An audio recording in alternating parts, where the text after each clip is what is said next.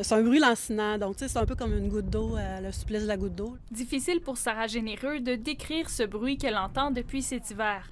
Un son constant qu'elle perçoit particulièrement quand elle est dans sa maison du quartier Saint-Jean-Baptiste.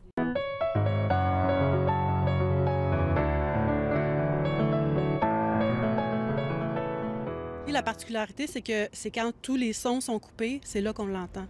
Donc quand on dort, c'est les moments où est-ce que c'est le plus calme. Là, le harcèlement au réseau, c'est quoi? C'est le harcèlement d'une personne, d'une famille ou d'un groupe de personnes par plus de 3 individus. Alors, pour beaucoup de personnes ciblées, elles sont chez elles et toute la nuit, il va y avoir du bruit. Elle a contacté la Ville de Québec qui a envoyé un employé chez elle. Il y avait un sonomètre avec lui, donc il a pris des mesures. Le lendemain, il m'a dit qu'il n'y avait pas détecté aucun son problématique. Donc, je me suis posé la question à savoir si c'était pas moi le problème. Un certain nombre de techniques militaires appelées douces provoquent ce trouble. Gaz neurotoxique, faisceau d'infrasons à basse fréquence. Rien qu'en envoyant les micro-ondes de forte puissance, on arrive à interrompre les communications, tout en altérant l'essence des gens. Ils touchent pas à leur corps et trafiquent que leur esprit. Ils les hypnotisent.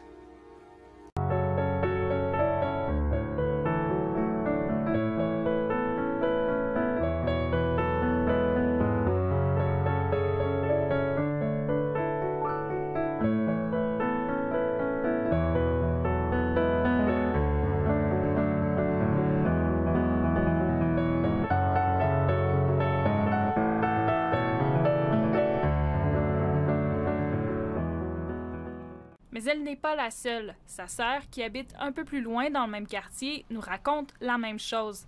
Et d'autres résidents se sont manifestés, non seulement dans Saint-Jean-Baptiste, mais aussi dans d'autres quartiers du centre-ville. Donc avant de juger, avant de dire « Ah oui, mais c'est des gens qui sont fous », on vous invite à regarder les sources. We were like looking at each other like, what was that? It happened twice in the past week to Danielle McManus and her family. While inside their home in a usually very quiet Fairlawn neighborhood, things went bump in the night. If we didn't know any better, it almost sounds like a cannon.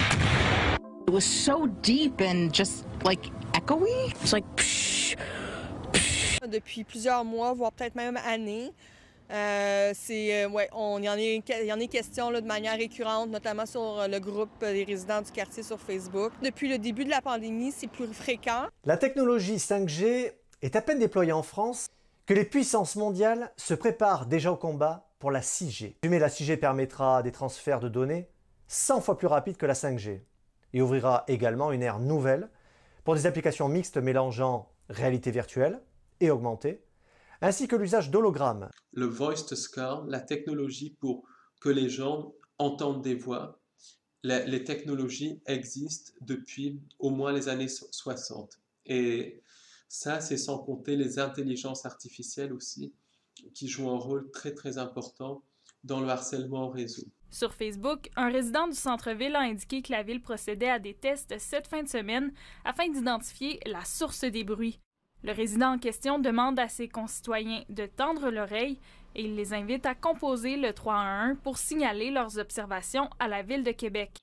Très souvent, on va le voir tout à l'heure, les personnes victimes de harcèlement au réseau sont des personnes qui ont un potentiel de faire bouger les choses. Même si Sarah a appris à vivre avec ce bruit au cours des derniers mois, elle espère qu'on va identifier la source et trouver une solution. Donc, ceux qui tirent les ficelles derrière tout ça, eh ben, ils veulent que les personnes victimes de harcèlement en réseau n'accomplissent pas leur destin.